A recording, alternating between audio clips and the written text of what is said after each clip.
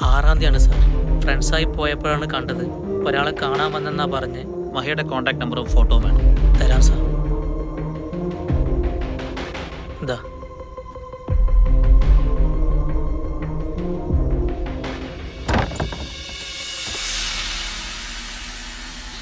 ചേച്ചി, അച്ഛാ.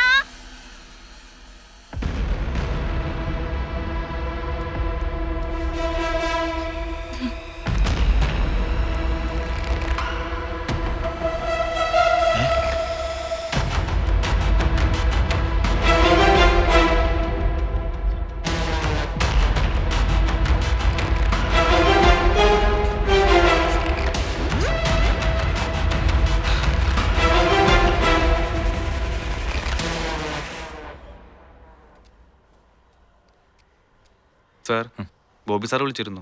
സ്വാമിൻ്റെ കാര്യം പുറത്തൊരു അറിഞ്ഞിട്ടില്ലെന്നാ പറഞ്ഞത്. അറിയരുത്. Okay sir.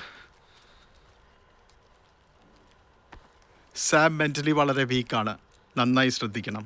ശ്രദ്ധിക്കാം ഡോക്ടർ. ഓക്കെ, ഞാൻ നാളെ വരാം. ഓക്കെ.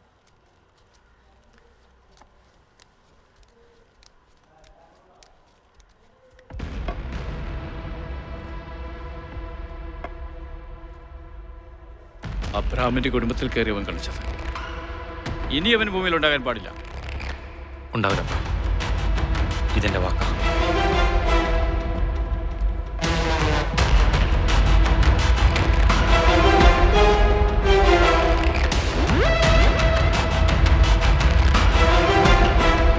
മഹിയെക്കുറിച്ചുള്ള വിവരങ്ങൾ വെച്ച് നോക്കുകയാണെങ്കിൽ ഈ ക്രൈമുകൾ നടത്താനുള്ള മോട്ടീവ് മഹിക്കുണ്ടെന്നുള്ള കാര്യം വ്യക്തമാണ്.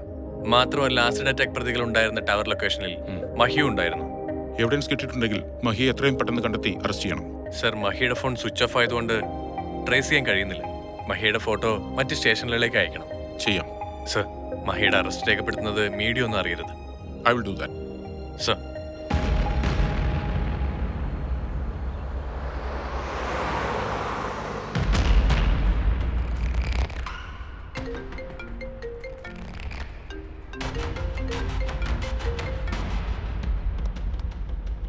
ബോബി പറ.